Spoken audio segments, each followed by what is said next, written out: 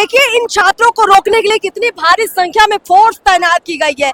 ये वही छात्र हैं जो बार बार आंदोलन करते हैं, जिनको लाठियां खानी पड़ती हैं।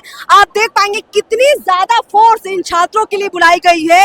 और कमाल की बात यह है कि अभी कुछ दिन पहले तेजस्वी यादव, बिहार के नेता प्रतिपक्ष, जब ये आंदोलन कर रहे थे तो इसी डाक बंगला चौराहा से बड़े आराम से निकल गए थे। पुलिस ने ना तो उनको फोर्सफुली रोका था, ना लाठी चार्ज हुआ था। डाक बंगला चौराहा बकायदा तेजस्वी यादव ने पार कर लिया था।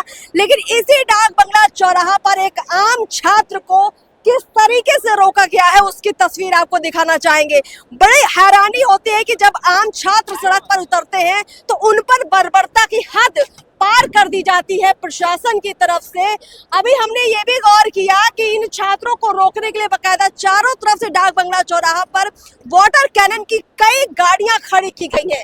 देखिए ये छात्र कोई नाजायज मांग नहीं कर रहे हैं और उसके बावजूद आप देखेंगे कि डाक बंगला चौराहा के चारों तरफ न सिर्फ फोर्स मौजूद है बल्कि वाटर कैनन की गाड़ी के साथ आंसू गैस के गोले भी मौजूद है। पुलिस के हाथ में बकायदा लाठी मौजूद है और इन पर बल का प्रयोग कभी भी हो सकता है और अभी भी हालात लग रहे हैं कि काफी बिगड़ सकते हैं। अभी देखिए छात्र अपना प्रदर्शन कैसे कर रहे हैं।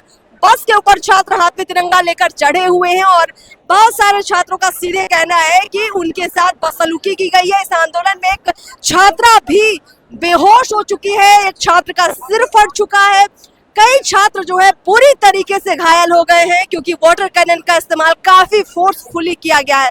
आप देख पाएंगे उन छात्रों की हालत कितनी बुरी हो चुकी है और किस तरीके से इस बार बैरिकेडिंग का तरीका बदला है। आप देखिए कि बकायदा जमीन में बांस बल्ले गाड़कर बैरिकेडिंग की गई है।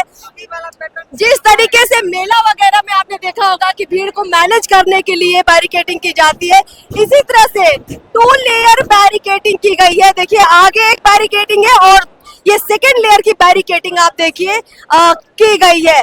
तो इतनी बड़ी फोर्स 2 से 3 लेयर की बैरिकेडिंग, ऐसा लग रहा है कि इन छात्रों से कहीं ना कहीं सम्राट चौधरी डर गए हैं और इसीलिए इतनी मजबूत तरीके से व्यवस्था की गई है इन छात्रों को रोकने के लिए। मतलब आप देखिए ना कि ये किस तरीके से लगाए गए। आप देखिए ये जमीन में गाड़ कर लगाए, इनको हिलाना भी काफी मुश्किल है, काफी मुश्किल है। और आप देखेंगे कि उधर छात्र जो है काफी बड़ी संख्या में वहां मौजूद है, बहुत लंबी कतार पे छात्र वहां पर मौजूद है। और आप देख पाएंगे कि यहाँ जो पिछली बार प्रदर्शन हुआ था वो भी काफी इसी तरीके का था, जब छात्रों को रोकना पुलिस के लिए काफी मुश्किल हो गया था। अब ये छात्र मुख्यमंत्री सम्राट चौधरी की आवाज के घेराव की तरफ आगे बढ़ना चाह रहे हैं, लेकिन बकायदा इनको यहीं पर रोक लिया गया है। छात्र भी चारों तरफ बिखर चुके हैं, लेकिन प्रशासन इन पर काफी सख्ती दिखा रहा है।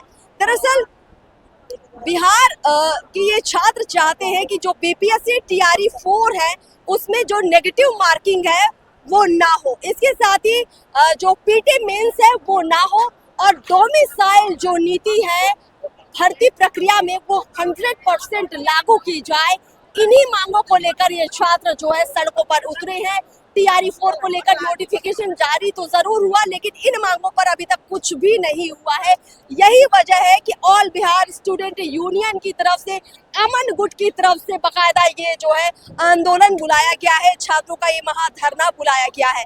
अब इन छात्रों पर जो बर्बरता हो रही है, आप देखिए कि किस तरीके से यहाँ पर एक आम छात्र के साथ बदसलूकी होती है, उसको जो है हटाया जाता है।